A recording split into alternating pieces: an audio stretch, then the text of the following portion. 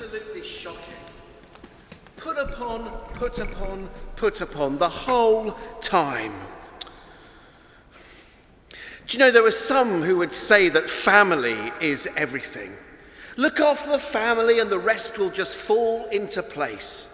It will all be okay.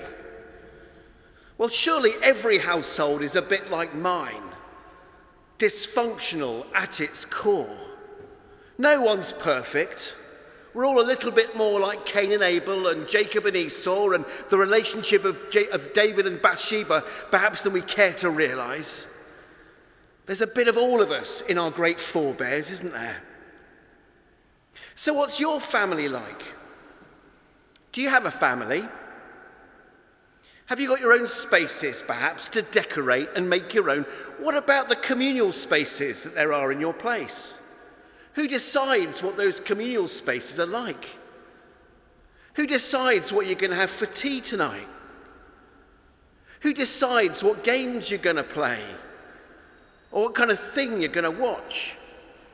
Who even decides where you're going to live and what kind of job you're going to do?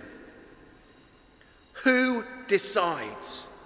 In other words, who has the power? Who assumes the power? Who makes these decisions? And why is it them when the rest of us just have to toe the line? Let me tell you about my family.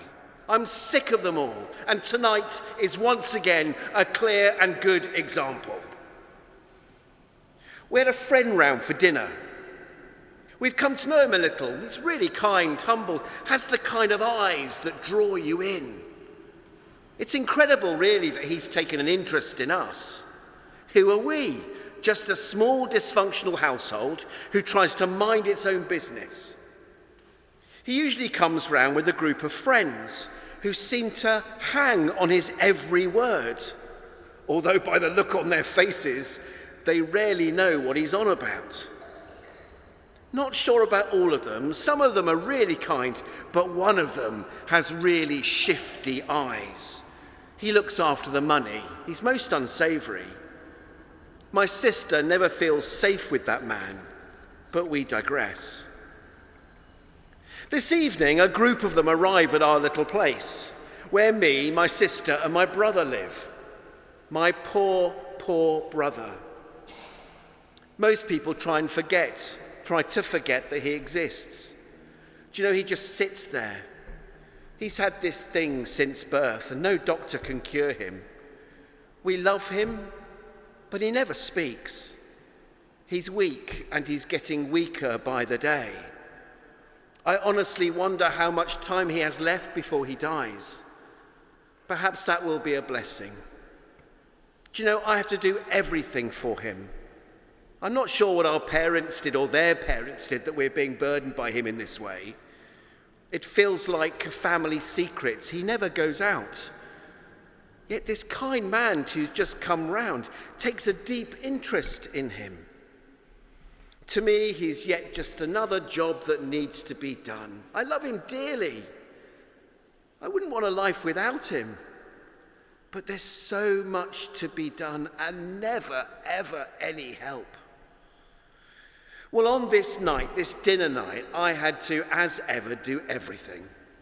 I want this dinner to be special, inviting. I cook, I bake, I clean, and then after the meal, I wash up, I dry, and I put away. While all the while, my brother just sits there, but my sister also. She just sits there listening to this man, Jesus, I think his name is. Like the disciples around Jesus, she's listening hard, almost as if her life depends on it. But she's just so lazy because she never, ever helps. So I finally say something. I snap. Jesus, do you not care that I've done everything tonight? While my sister just sits there on her backside doing nothing. It's so unfair, and you seem to be encouraging it. Tell her to help. I'm trying to make this perfect for you, for everyone else. The least she can do is try and help. So Jesus just looks at me with those deep, penetrating eyes of love. He tells me to sit, that I'm fretting about too much, that it's Mary who's chosen the better part, that I should also have listened more intently to him. It feels like I'm being told off, but it also feels like I've been seen. Have I got this so wrong? My family, my household, it's my life. Here I make the decisions. Here my voice matters. Here I'm in charge, and I should be treated as such. I sometimes think I should have been given a head of household throne to sit on. That's what I deserve. But is this right? And what is it to listen? When do I actually listen? When do you listen? When do you actually and properly listen? When do we hold our tongue? And how often have we spoken without thinking it through properly? It makes me think about listening. Of course, I know the Hebrew word Shema. Hear, O Israel, means to pay close attention. It's linked, I know, to obedience. The Greek word hupakuo for obey literally means to hear under. We know about the connection between listening and submitting to authority. Is this what listening's about? And when do we hear? And when do we actually listen? I wonder if you've ever heard without actually listening.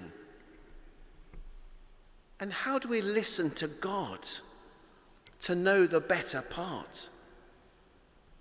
Where we listen for guidance, how we listen to and not just recite the scriptures or our prayers. How does God speak?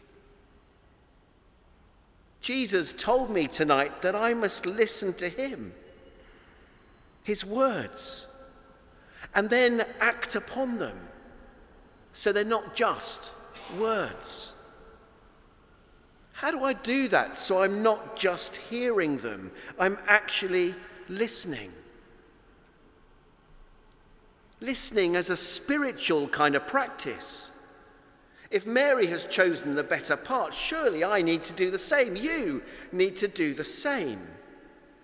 To listen to Jesus as an important part of our development, our character formation, our identity, guidance, wisdom, transformation even. Quick to listen, slow to speak. So, how do we listen? Perhaps this is where the power lies, and not in some household hierarchy. Jesus, we know, I've met him, is humble and kind and determined and wise.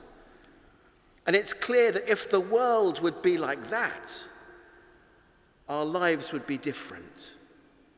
If our structures were shaped by this kind of authority, this kind of throne, as opposed to a kind of throne that seeks to control, be more powerful, a bit like how I want to be. Do you know, I'm going to ponder this for a bit.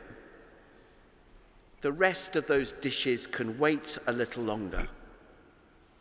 Perhaps I've got this household thing all wrong. I wonder,